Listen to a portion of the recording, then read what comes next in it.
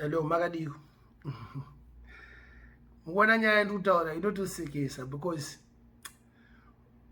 pane vanhu vari kungokomenta vachindibvunza about my political choices dzekuZimbabwe. To begin with, I mean Mr. Tyre reggae music. And I'm not a politician. Saka usandibvunze zvinhu zvakadaro. Even if I like one political party, it's a right that I have. Just like you have a right to choose a political party. And when you vote, that your vote is secret to you.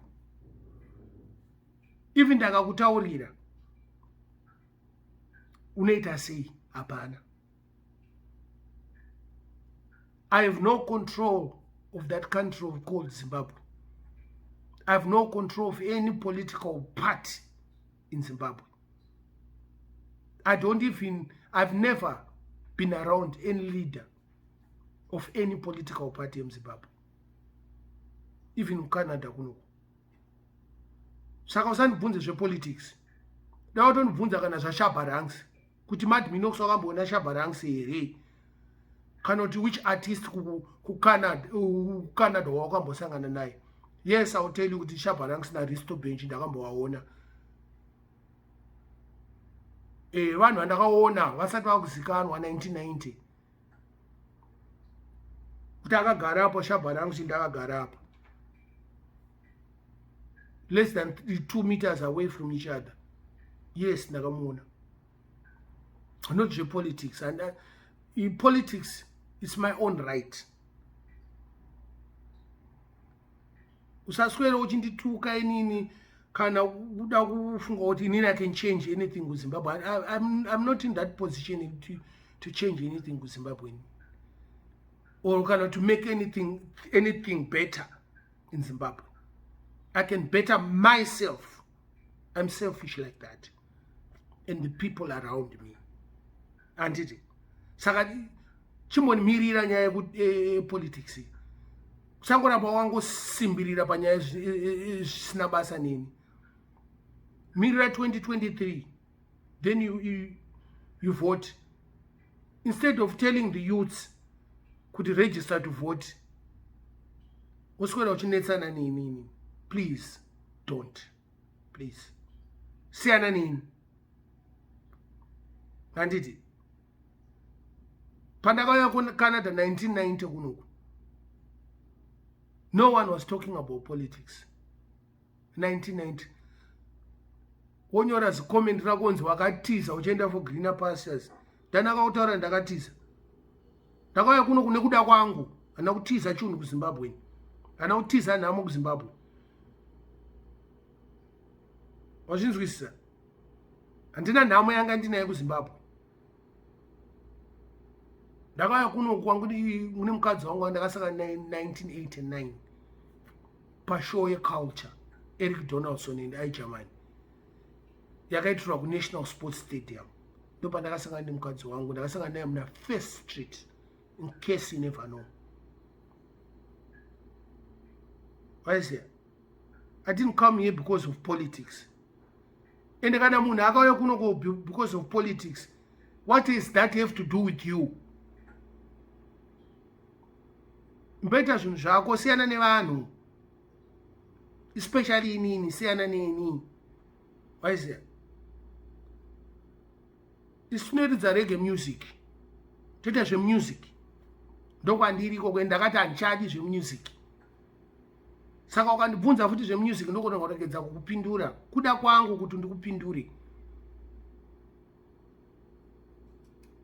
Sila kukundibvunza kuti mukadzi wako uyu sei wakamuda. Aiwa, aundibvunze izvozvo kani. Aundibvunze izvozvo. Siyana Neni. I've got my own life. I'm an adult. I can choose what's right from wrong. What's good and bad. I've done good, I've done bad in my life. I've done right, I've done wrong. ngo ndakakutaura ndakamboenda kujeri ngwani. Saka that means I did wrong. Why is it? Ndakamboenda kuremand Zimbabwe. When I was just 18 years old, ndagara 30. In fact, nasati tombosvika 18. Because ndaifanira kusvika 18 that same year muna November ndakaenda kuremand muna August. So I needed my father to bail me out. My brother ndakazon bail out when I on my second court, but ndakatogara 30 days muremand prison kuZimbabwe. Saka ungambonditaurira about mabhanditika kana kuti macriminals kana vakomana vezvete. Ndakakura mazviri. Kuda kwangu kuti ndikutaurire inini kuti ndoziya nhingi nanhingi vaita zvete nanhingi nanhingi. Aise haundibvunze zvimwe zvinhu zvisina nebasa rese, especially politics. Please don't. Pauri kutambira ipa panopisa. Ende unonyatsozviziva kuti politics inopisa, especially muZimbabwe. One word raunotaura iwo munhu anogona kutokuvengera word iro, one word. Kuno Canada kuno, I live less than a kilometer from a police station. Less than a kilometer and a half from a jail. Yandakapinda futi, yandakambobva mandakavharirwa futi. Fire brigade is less than 3 minutes walk from my house. Every minute nenjinzwa siren. Siren yakarekedza kurira pa 2 hours ndototi what's going on in this area. Kwandakasvikira yanga ingori hondo chete. Kunonzi kuJane and Finch. Google it right now. Enda pa Google, ono Google out Jane and Finch Canada kana to Toronto. Unoverenga nyaya dzaunoverenga ipapo wonzwa kunzi kunenge kuchitaurwa zvei. Hapana chakanaka chinotaurwa nezvekunzimbeyo. Ndoko ndakasvikira ndagara 5 years until I came to Scarborough. Ndichipindawo futi muScarborough wapiwa imba nekanzuru. Hausi kuziva kuti futi pawapiwa futi panopisa futi. Wazviona? Hapapere 3 months pasina kuitika zvimwe zvinhu zvinongonakidza. Amai manje zvazorora. I live a place where like 5-10 minutes going to the east, ndaisvika pa nightclub. 5-10 minutes going to the west, kwangune Truma nightclub. All those nightclubs were closed because of shooting. Vanhu vachitofa. And 99% kana 90% yema shootings achaitwa, I was in the dance richitotsva straight up. Kana wakabvunza vanga varipo wanga ndinavo vari kuCanada kuno vanokutaurira kuti dzinenge zvichitorira tiripo. Waise entertainment yedu yekuno hakusisina, zvadhakwa. No entertainment. Pakati pewiki Tuesday chaendaenda kudance. Friday, Saturday, Sunday mudance. Mai manje kana uda kuenda kudance kuCanada kuno kunoenda kutaundi. Ende wene uchiridzwa futi zvimusic zvausingafarirani. Saka ndakasiyana nezvemusic. Anditi. Saka zvepolitics zvaunondibvunza izvi hama yangu ka. Please. Like I said before, iwo tanga wataura kuti unofarira chii usati wabvunza munhu. Ndofarira bato rakati because of this and that and that and that. Usati wandibvunza kuti sei uchifarira bato iri. Why uchifarira bato iri. Aiwa hazvinenewo izvo.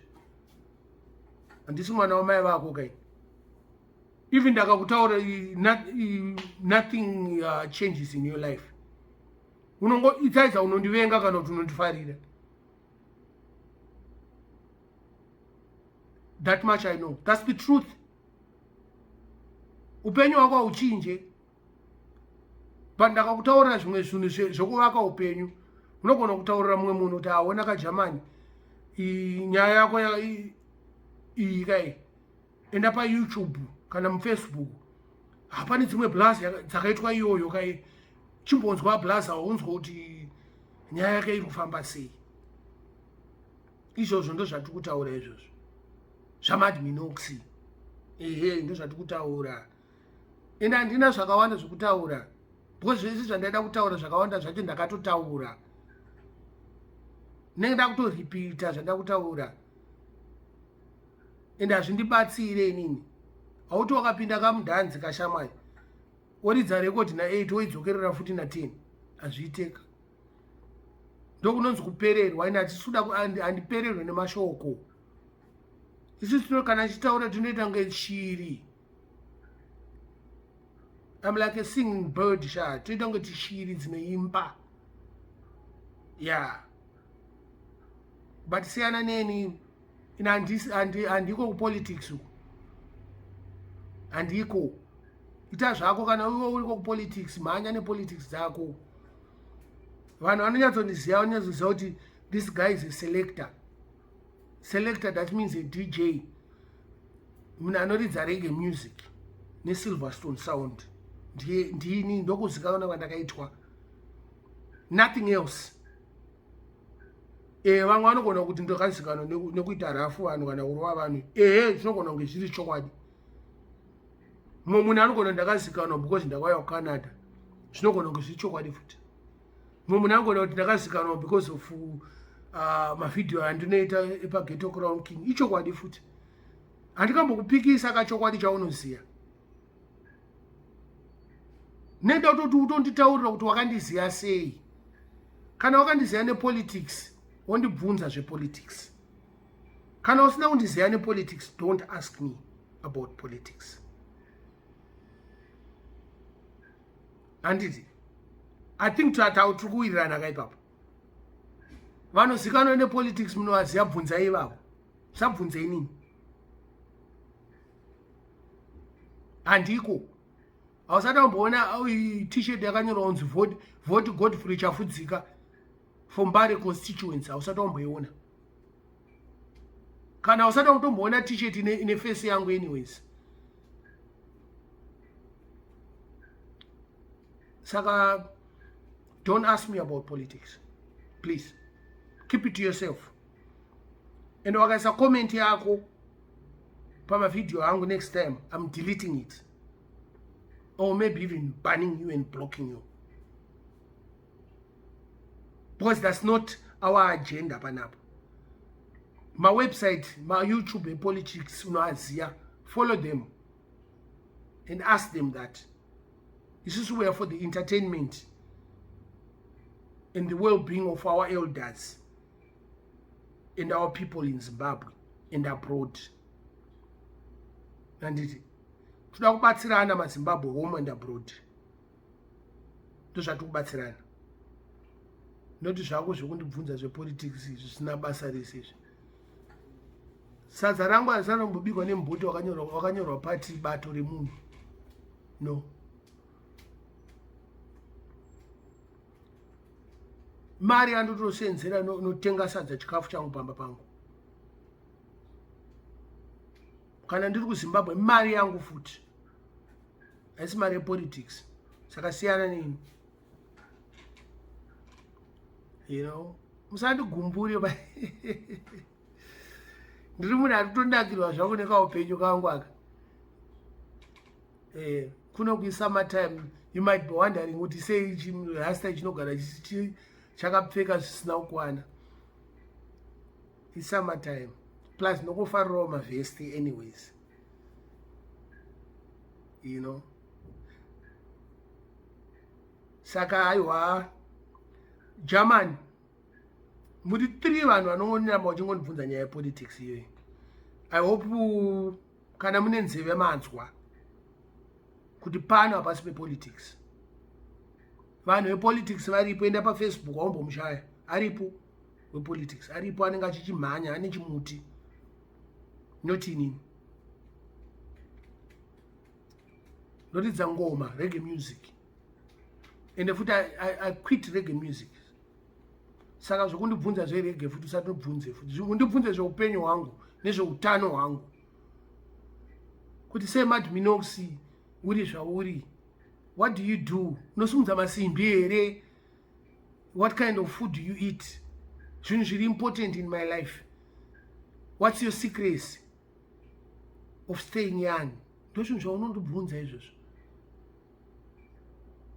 kuti you're 52 years old madman, you don't even look 52. What's your secret? Wakandibvunza izvo ndogona kupindura because ndikutaura nezvangu inini handi ndizvozvo zvevamwe vanhu hana basa nazvo izvo. The only people I can talk about is my friends vakoma vangu pamwe nemaparents angu, ndo zvinhu zvandotaura neshamwari dzangu, ndo zvandotaura, noti zvimwe zvinhu zvisina basa neni izvo hazvina basa neni. I'm not part of that.